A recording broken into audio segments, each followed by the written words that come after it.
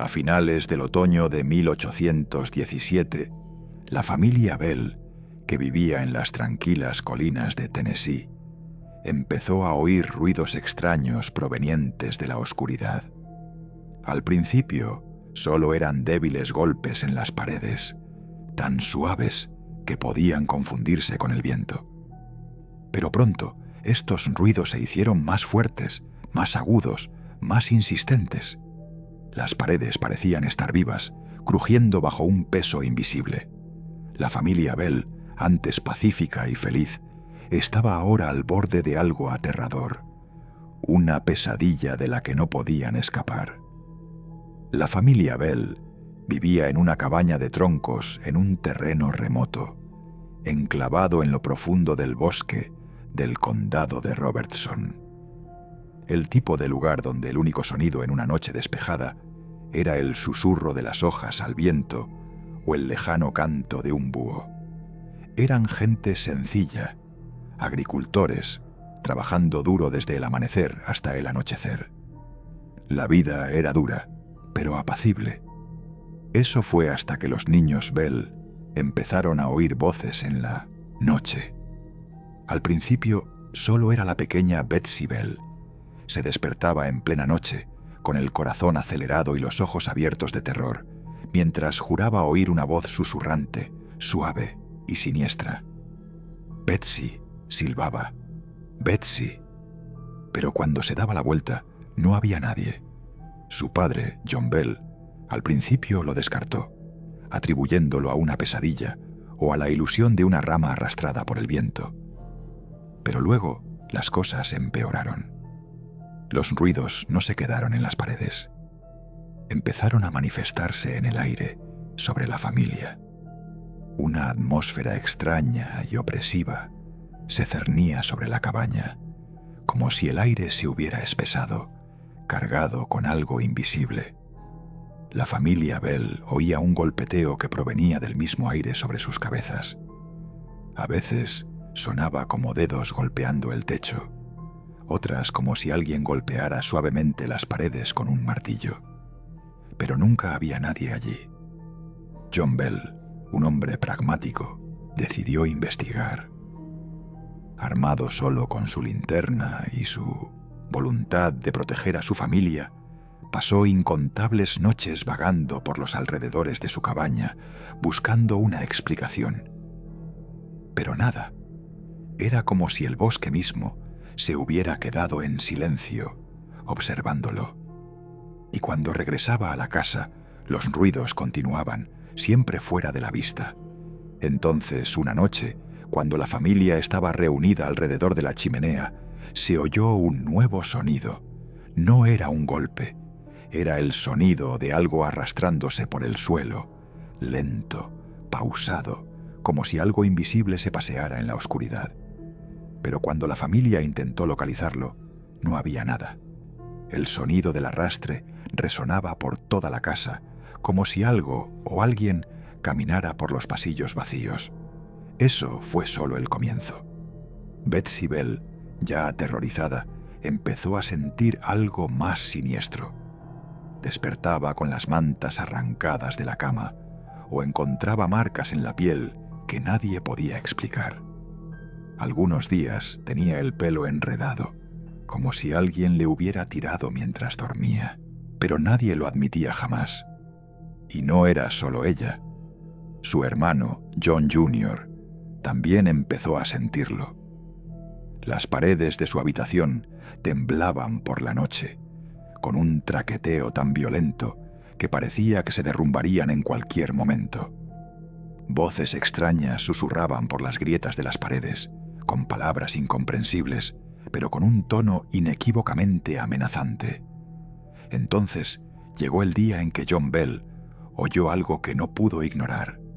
Sentado solo junto al fuego, oyó pasos detrás de él, lentos, pesados, pausados. Se giró para mirar, pero no había nadie. Su corazón se aceleró. Corrió por la cabaña, llamando a su esposa, Lucy, y a sus hijos, pero todos estaban en el campo, trabajando, ajenos a la extraña presencia que se había apoderado de su hogar. John Bell un hombre de lógica y razón, empezaba a desmoronarse bajo la presión. Sus manos, normalmente firmes, temblaban. La casa, antes un refugio seguro, ahora parecía una trampa. Los susurros continuaban, cada noche más fuertes. Los golpes en las paredes se volvían más erráticos, casi frenéticos, como si el espíritu, o lo que fuera, se estuviera desesperando. Para entonces, Betsy Bell estaba convencida de que algo intentaba hacerle daño. Había empezado a despertar con moretones en brazos y piernas, extrañas ronchas que parecían surgir de la nada. Sus padres, desesperados y desesperados, pensaron que tal vez era obra de un vecino malicioso o de algún enemigo desconocido. Pero nadie podía explicar la extraña y escalofriante sensación que invadía la casa. Una sensación de que el aire mismo los observaba, esperando. John Bell, desesperado, buscó la ayuda de la comunidad local. Habló con los ancianos del pueblo, con los pastores, con cualquiera que pudiera tener una explicación. Pero nada. Algunos sugirieron que podría ser un espíritu maligno o incluso obra del diablo. Otros sugirieron que era solo superstición, nada más que un ataque de nervios. Pero nadie tenía respuestas reales y la situación parecía empeorar.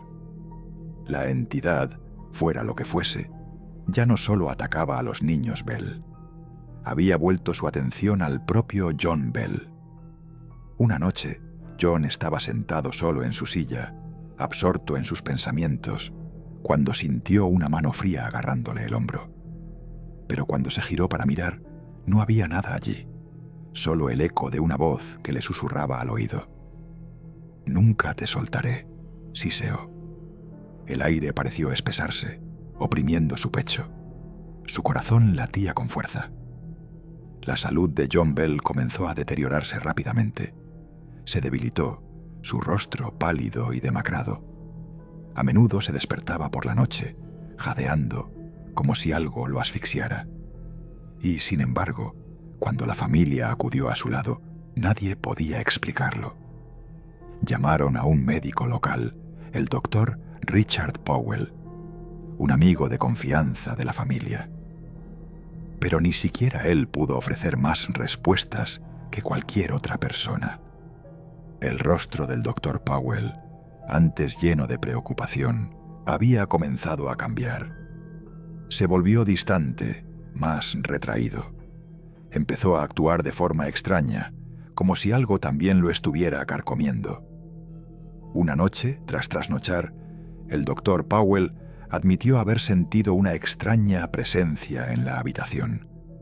Afirmó haber oído la misma voz que lo llamaba, suave e insistente, igual que los susurros que habían atormentado a Betsy. El doctor Powell, quien antes había desestimado los temores de la familia Bell como supersticiones, ahora estaba visiblemente conmocionado, incapaz de ofrecer una explicación lógica. Confesó haber sentido una presencia, algo oscuro y poderoso, que lo acosaba. A estas alturas, la familia Bell ya no tenía a quién recurrir. Una noche, cuando toda esperanza parecía perdida, un espiritista local llegó a casa de los Bell. El hombre era conocido por su conocimiento de lo sobrenatural y se había ganado cierta notoriedad en la zona por realizar rituales para ahuyentar a los malos espíritus. Llegó con el pretexto de ayudar a la familia Bell a librarse de la fuerza que se había apoderado de su hogar. El hombre llegó tarde en la noche. La luz de la linterna parpadeaba contra las ventanas, proyectando sombras inquietantes en las paredes. Su llegada parecía casi demasiado tarde, como si la oscuridad lo estuviera esperando. El espiritista se acomodó en una silla, pidiendo a la familia que mantuviera la calma. Al empezar a hablar en voz baja, las palabras brotaban de sus labios como un conjuro, con la esperanza de invocar lo que atormentaba a las Bell. El aire se enfrió, las paredes volvieron a vibrar, y los susurros familiares llenaron la habitación. Pero esta vez no sonaban como una simple advertencia. Estaban furiosos. La voz gruñona que resonó por la casa parecía diferente, más fuerte, más malévola.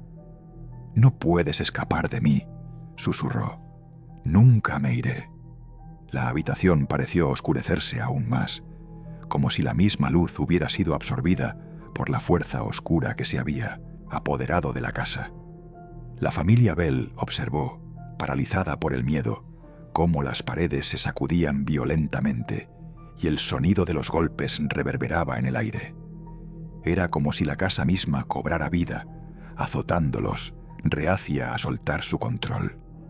Y entonces, en medio del caos, ocurrió algo aterrador. Una voz grave y gutural irrumpió en la cacofonía de sonidos. «Has fracasado». Era la voz del espíritu, más fuerte que nunca. La familia la sentía en lo más profundo de su ser. No se trataba de una simple aparición. Era una fuerza mucho más oscura, mucho más aterradora de todo lo que habían imaginado.